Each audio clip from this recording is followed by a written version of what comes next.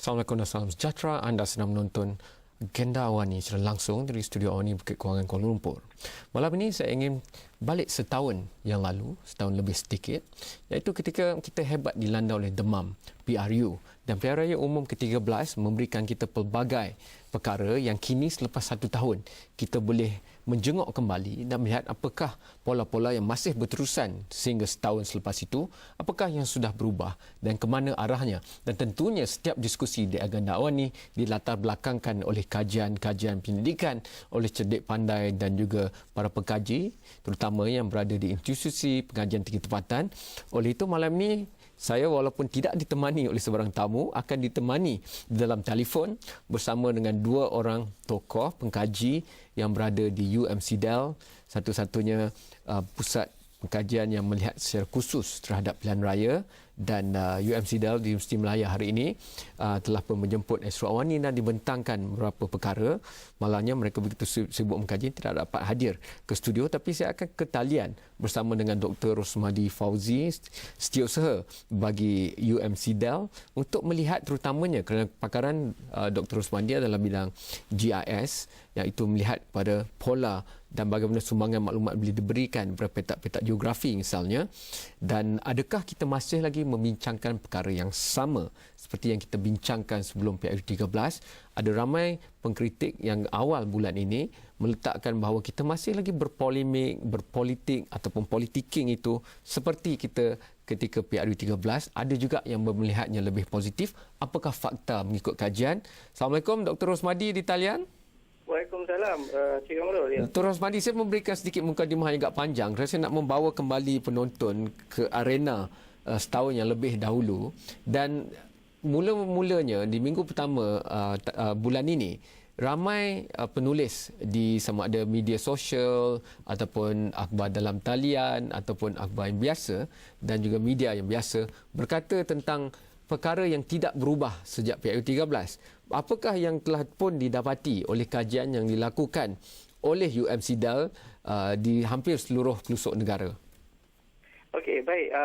Untuk pengetahuan semua, ya, baru-baru ini kami di UMCDEL telah melakukan satu kajian, ya, untuk melihat sejauh mana persepsi rakyat terhadap politik Malaysia selepas tahun PRU yang ke-13. Dan seperti biasa, UMCDEL telah melakukan satu soal selidik bersemuka dan kita bertemu dengan rakyat di luar sana dan kita membuat satu cerapan dengan memilih responden-responden ataupun profil-profil pengundi yang sepatutnya kita tanyakan. Dan kajian ini adalah untuk melihat sama ada hasil dapatan kajian ini masih lagi status quo atau terdapat perubahan yang ketara terhadap pemikiran rakyat berhubung politik dan isu semasa yang dikaitkan dengan politik negara. Dan di antara isu-isu yang disoal berkisar isu-isu sebelum ini, sebenarnya ada yang terdapat soalan yang kita tanyakan yang berkisar semasa PRU 13 seperti sosioekonomi, isu-isu berkaitan dengan rakyat. Tetapi pada masa yang sama kita juga telah menyelitkan, ya, isu-isu yang hangat diperkatakan, sebagai contoh isu-isu GST, isu-isu MH370, isu-isu media, ya, apakah sumber maklumat politik dan sejauh mana kita ingin melihat sebagai contoh surat khabar, TV dan internet memainkan peranan yang menyumbang kepada maklumat politik kepada rakyat. Dr.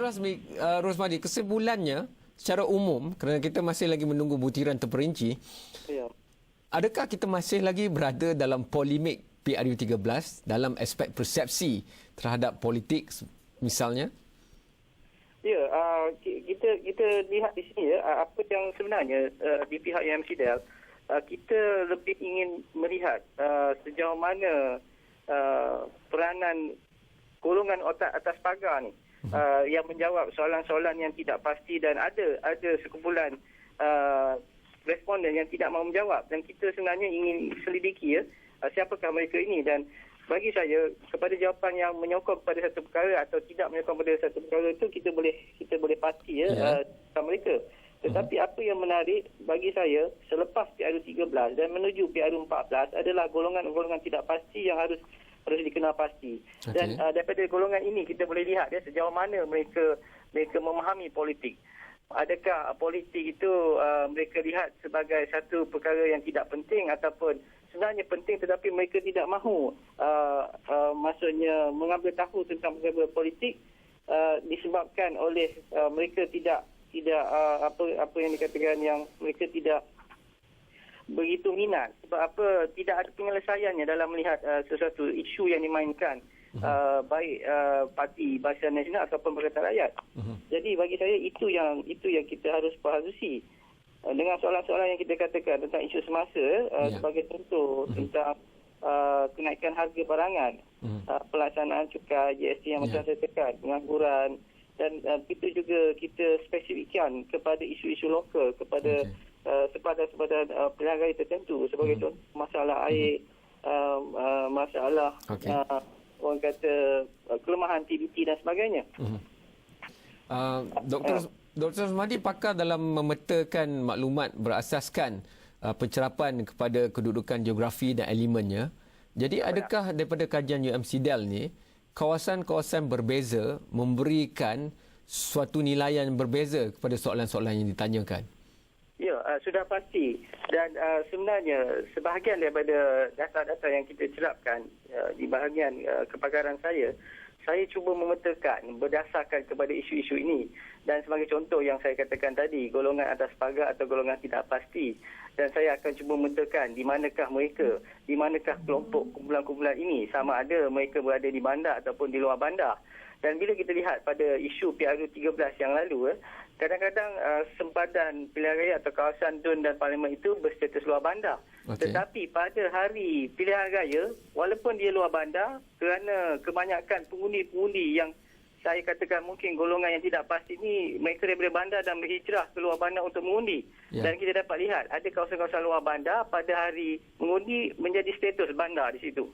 Dan melalui pemetaan sebenarnya kita dapat melihat lebih tepat lagi kerana dalam pilihan raya di Malaysia ni apa yang penting, mungkin banyak kajian melihat kepada undi popular, tetapi kita harus melihat kepada sempadan-sempadan ini kerana diambil kira adalah kemenangan kursi untuk menentukan kemenangan suatu parti. Jadi adalah lebih tepat jika kita petakan sebagai contoh kalau saya katakan isu ekonomi, sejauh mana isu-isu ekonomi memainkan peranan, sama ada dia secara pukul rata adalah isu nasional ataupun kalau kita melihat kepada lokasi-lokasi geografi tertentu. Mungkin ada kawasan yang melihat isu GST sebagai contoh ataupun isu ekonomi ini sebagai isu yang utama, tetapi ada sebahagian tidak melihat bahawa itu adalah isu yang utama, mungkin isu yang lebih bersifat lokal. Dan bagi saya ini adalah lebih penting. Bukan persoalannya sebagai contoh pemikiran rakyat ini pada PRU13 status quo, tetapi di mana yang status quo dan di mana yang ada perubahan. Itu persoalan yang lebih penting bagi saya. Dr. Rosmadi, saya perlu, kerana sekarang tiba waktu rehat. Tetapi bila kembali nanti, kalau doktor boleh tunggu sebentar saja lagi, mungkin saya nak habiskan dengan doktor sebelum saya pergi ke Prof. Mak Dr. Syahrudin tentang bagaimana harus kita gunakan, kerana kajian bukan hanya untuk melihat statistik dan pola, tetapi untuk membawa kemajuan ke depan. Dan apa maksud semua ini menuju ke PRU14 misalnya, itu kalau boleh kita bincangkan lepas ni, ya doktor? Ya, boleh. Okey.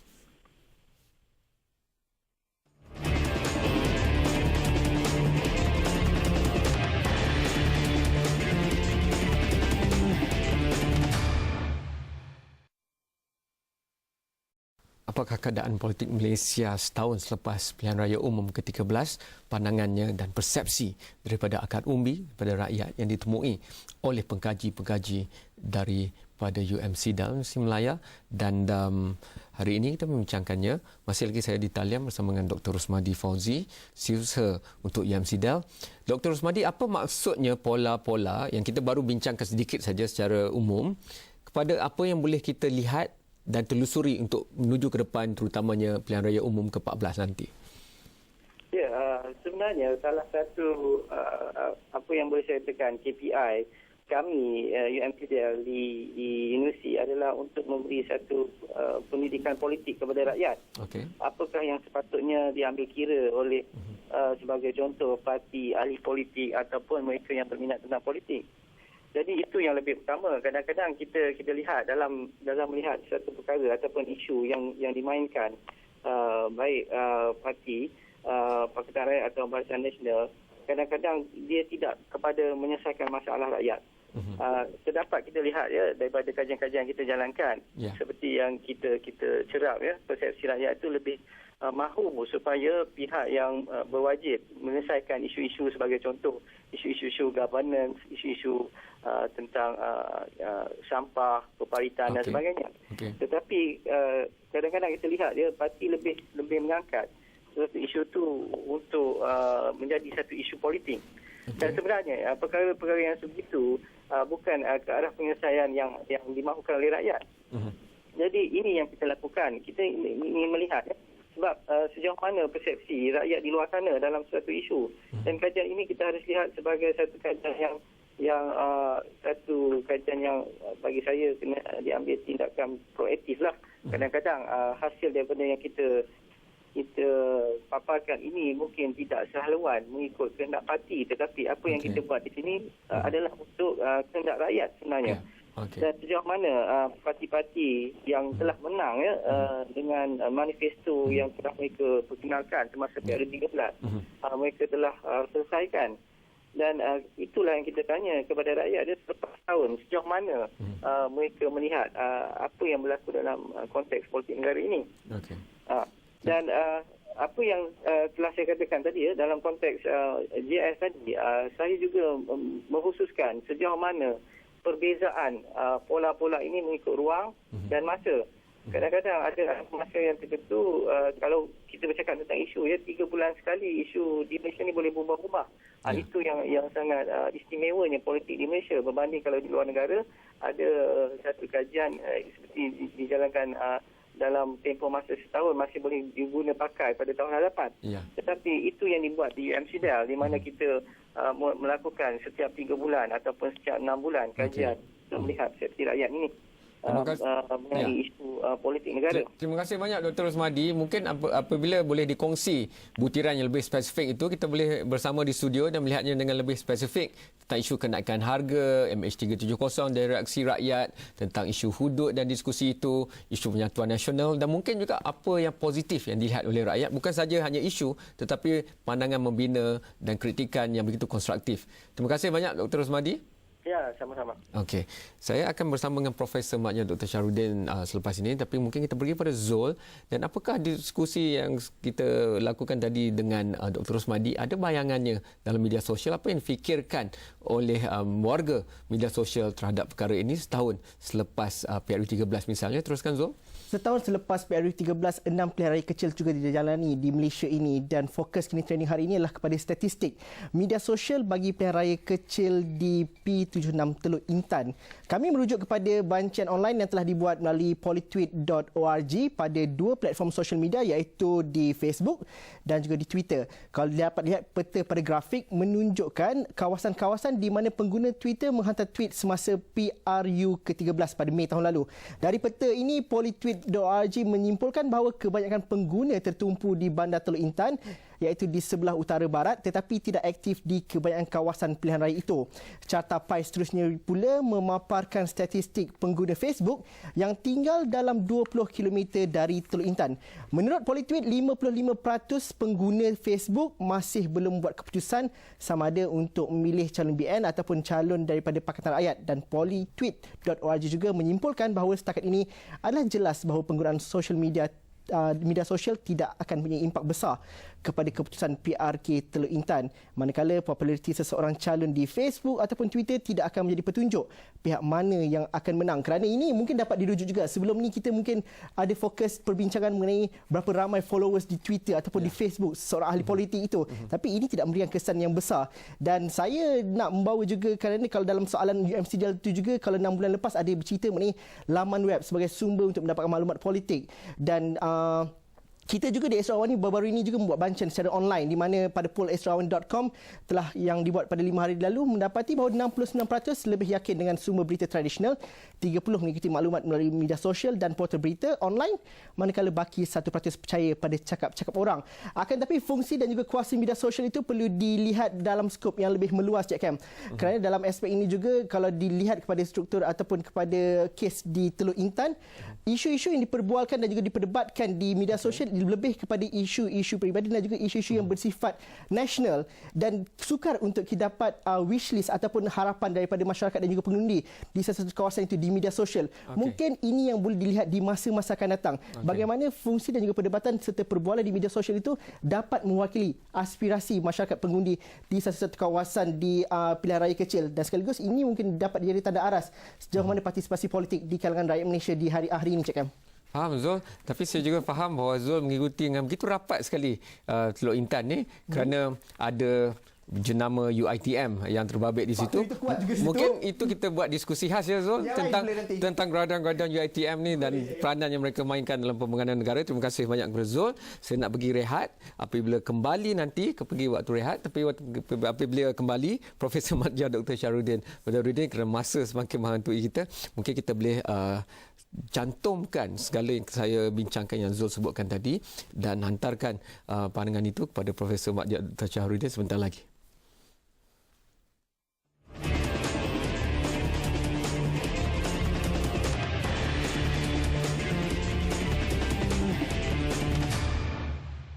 Terima kasih kerana masih menonton agenda ini. Kita masih membincangkan setahun selepas PO13. Assalamualaikum Profesor Madya Dr. Syahrudin. Waalaikumsalam warahmatullahi wabarakatuh. Prof, macam mana Prof melihat kepada diskusi tentang setahun selepas PO13 ini, kerana nampaknya begitu banyak fokus diberikan kepada aspek politik dan persepsi politik itu, tetapi mungkin dalam kematangan demokrasi menuju ke depan kita perlukan ekosistem itu mencakupi kepada pelbagai perkara lain juga. Pandangan Prof? Terima kasih, Kam. Ini satu lagi jenama UiTM. Seperti mana biasa. Kalau melihat kepada apa yang berlaku selepas PRU ke-13, kita lihat tidak banyak berubah daripada sudut trend dan juga daripada sudut isu-isu yang dikemukakan. Kalau dah 6 pilihan raya kecil yang telah berjalan selama setahun ini, kita lihat isu-isu masih lagi isu yang sama. Dan kalau mengikut kajian UMCDL seperti mana saya ikuti, masih lagi isu berkait rapat dengan kenaikan harga barang, masih lagi isu yang berkait rapat dengan pada kenaikan harga minyak, lagi isu yang berkait rapat dengan kenaikan pada kadar tarif elektrisiti dan juga air. Ini menunjukkan isu-isu yang menyangkut rakyat itu masih lagi diperdebatkan dan diperbincangkan. Kalau kita lihat dalam isu yang dikemukakan, terutama dalam pilihan raya yang bermula di Kuala Besut sampai pada Sungai Limau dan yang terakhir di Kajang, juga Bukit Gelugu dan yang terakhir Teluk Intan, isu-isu yang dikemukakan oleh terutamanya oleh Pakatan Rakyat sudah tentu mencakupi isu-isu yang 3 perkara teras tadi itu. Jadi bermaksud maknanya sensitiviti dan isu-isu yang menyangkut kedudukan taraf hidup rakyat itu masih lagi menjadi isu yang sangat besar dalam konteks pilihan raya, dalam konteks politik Malaysia itu. Dan kalau kita jangkakan kalau ianya berterusan, sudah pastilah sebelum PRU ke-14, ianya akan berkisar kepada isu-isu dan ianya akan berkisar kepada soal pertembungan yang hebat antara Barisan Nasional dan juga Pakatan Rakyat. Ya, dalam konteks itu Prof, ramai intelek juga melihat tentang pembinaan kapasiti sebagai pengundi, kapasiti sebagai orang politik, kapasiti sebagai pengurus takbir misalnya. Bagaimana Prof melihat perkara ini? Kerana ada isu-isu yang melampaui kitaran pilihan raya umum. Ia perlu difikirkan untuk jangka masa lebih sederhana dan panjang misalnya. Tetapi jika kita lihat, mungkin ketika temu ramah dalam kajian bersemuka seperti ini, mungkin ada sedikit halangan untuk ramai yang ditemu ramah itu untuk bercakap secara langsung isu-isu yang lebih dalam itu, Prof. Kalau kita melihat kalau berdasarkan kepada pengalaman saya sendiri dan juga berdasarkan kepada pengalaman yang dibawa oleh UMCDL dalam persoalan temu bual secara langsung itu, kita dapati bahawa bahawa sememangnya kita cuba untuk membawa isu-isu itu keluar daripada kebiasaan seperti mana 3 perkara teratas tadi itu. Tetapi akhirnya kita lihat maknanya rakyat masih melihat kepada persoalan-persoalan kehidupan mereka. Jadi oleh kerana itulah walaupun sepatutnya selepas tahun kita mengadakan pilihan raya umum, sepatutnya daripada sudut pentadbiran dan juga daripada sudut politiknya ia harus keluar daripada kebiasaan pilihan raya itu.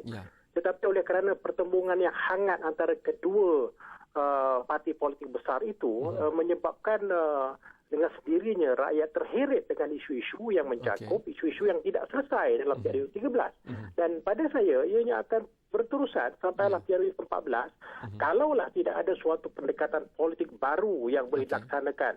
Sebagai contohnya di awal tahun lalu kita pernah, di awal tahun ini kita bincangkan isu yang berkait rapat dengan soal national reconciliation seperti mana yang disebutkan oleh Datuk Seri Najib ataupun national consensus seperti yang disebutkan oleh Anwar Ibrahim, maka sudah pastilah kalaulah wujudnya satu persepakatan politik begitu, barulah berubah pada politik kenegaraan itu. Tetapi kalaulah masih dalam tahap yang sama pertembungan antara Barisan Nasional dan Pakatan Rakyat, maka saya yakin bahawa ianya akan terus berterusan sampailah PRU ke-14 nanti.